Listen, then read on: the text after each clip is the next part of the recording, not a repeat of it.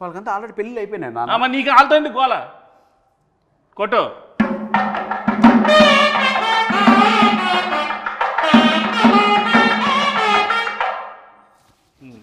చెప్పు నాన్న, యాక్చువల్గా నాన్న నువ్వు ఏదో కట్నం వారి శాసనాల గ్రంథంలో ఒకటి రాసి మీ తాత ముత్తాతల నుంచి ఫాలో అవుతున్న రూల్స్ రెగ్యులేషన్స్ నా పైన మోపి నాకు ఏజ్ బయరేంత వరకు ఇలా నిలబెట్టి నాకు పెళ్లి కాకుండా చేసి పాపం మూట కట్టుకుంటున్నావు నాన్న. ఏం పర్లేదు, ఈ రోజు నేను చచ్చిపోయినా నాకేం పర్లేదు. కట్నం తీసుకుని హాయిగా చచ్చిపోతా. నువ్వు మాత్రం నాశనం అయిపోవడం నాకు ఇష్టం ఉండదు. నీ మంచిగా చెప్తున్నాను రా, ఒరే గుడ్ కళ్ళద్దాలెట్టుకున్న ఎదవా. నాన్న నువ్వు వెళ్ళిపోతే నాకు ఇంకో నాన్న ఎలా వస్తారు నాన్న? నువ్వు పెళ్లి చేసుకుంటున్నావు కదా, నీ దగ్గర డబ్బులు లేవనుకో, 4వ రోజు 5వ రోజు అదే వెళ్ళిపోతుంది. నీకు అప్పుడు తెలుస్తుంది బాధ ఏంటో. కట్నం ఉందనుకో, నీకు సెక్యూరిటీ ఉంటుంది, నాకు సెక్యూరిటీ ఉంటుంది. కట్నం అనద్దు నాన్న, మీడియా ముందు ఉన్నాం మనం, అరెస్ట్ చేస్తారు మళ్ళీ ఇద్దరిని. మీడియా వాళ్ళు ఎలాంటి వాళ్ళు తెలుసా? కొట్టు.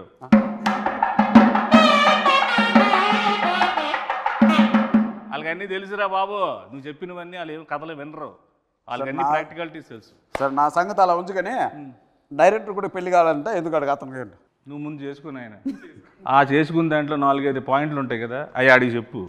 అందులో ఒక పాయింట్ అయినా కనెక్ట్ అవుతాడు, పెళ్లి చేసుకుంటాడు. ఎన్ని పాయింట్లు ఏం చెప్పినా సరే కట్నం మాత్రం స్ట్రెస్ చేసి మరీ చెప్పు. అసలుకి మతిమరుపు ఎక్కువ ఈ క్యాండిడేట్కి. కొట్టు.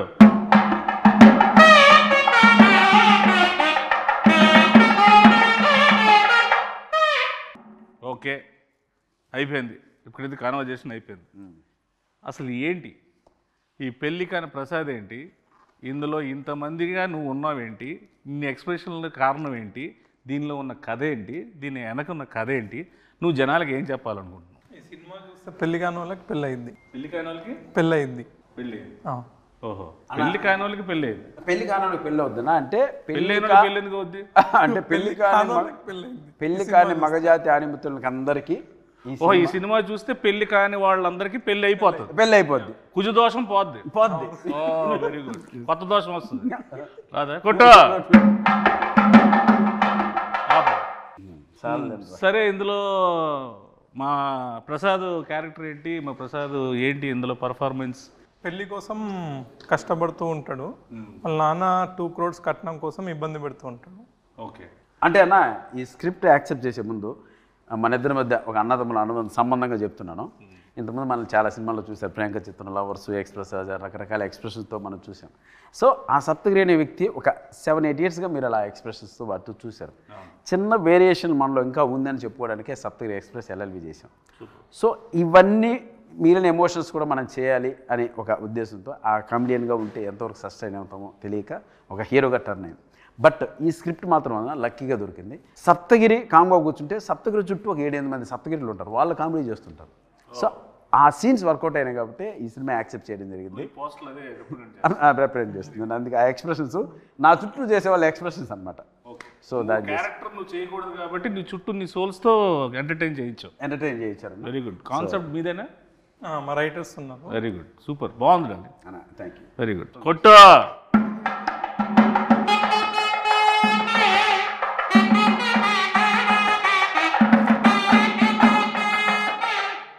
ఇది మన అంటే మాకు మాతృ సంస్థ లాంటిది వెంకటేశ్వర క్రియేషన్స్, దిల్రాజ్ గారిది. సో ఎస్విసికి మీకు ముందు నుంచి ఎలాగ ఇది ఏంటి దీన్ని? నేను ఒక అసిస్టెంట్ డైరెక్టర్గా ఆర్టిస్ట్గా బ్రాండ్ బ్రాటప్ మనకు జరిగింది ఎస్విసిలో. ఓకే, బొమ్మరిల్లు కావచ్చు, ఫరూక్ కావచ్చు, ఇది అంటే అది నాకు మాతృ సంస్థ. ఇన్నాళ్ళ తర్వాత నేను సినిమా చేసి ఆ సంస్థలో రిలీజ్ చేసుకోవడం నిజంగా ఒక అదృష్టంగా భావిస్తున్నాను. ప్లస్ మనకు రాజ్ సార్ కావచ్చు, శిరీష్ అన్న కావచ్చు, వీళ్ళు ఎంత క్లోజ్ ఉన్నా, ఎంత మనం మాట్లాడినా వాళ్ళ కంటెంట్ నచ్చందే, సినిమా నచ్చందే, డౌట్ లేదు, అందులో డౌట్ లోపలికి అడుగు కూడా పెట్టినాడు. సో నా పైన ఉన్న గుడ్ విల్తో ఒకరోజు వెళ్ళి శిరీష్ సార్ని, రాజ్ సార్ని కలవడం జరిగింది. అన్న మీరు ఒక్కసారి నా సినిమా చూడండి, మీకు నచ్చకపోతే 10 నిమిషాలు చూడండి, మీకు కంటెంట్ కనెక్ట్ కాకపోతే నాకు మీరు ఏ హెల్ప్ చేయకుండా నాకు నా మాటకి శిరీష్ అన్న గౌరవం ఇచ్చి ఒకరోజు వారిని ప్రసాద్ ల్యాబ్లో నేను చూస్తాను, షో వెయ్యి, నాకు నచ్చకపోతే 20 minutesలో థియేటర్ నుంచి బయటకు వెళ్ళిపోతా. ఎందుకంటే వాళ్ళది చాలా క్రూషియల్ అండ్ వాల్యుబుల్ టైం.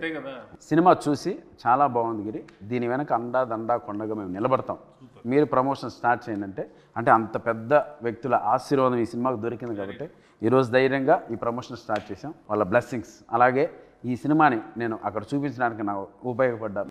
మా స్నేహితుడు అనిల్ రావుపూడికి. అండ్ ఫస్ట్ టైం నుంచి స్క్రిప్ట్ స్టార్ట్ అయ్యి షూటింగ్ స్టార్ట్ అయిన దగ్గర నుంచి మాకు బ్యాక్ బోన్లో నిలబడ్డ మారుతి అన్నకి, అంత నిజంగా వాళ్ళందరికీ చేతులు జోడించి కృతజ్ఞతాపూర్వకంగా నమస్కారం జరుపుకుంటాను. Thank you. సో ఇందులో మ్యూజిక్ ఏంటి?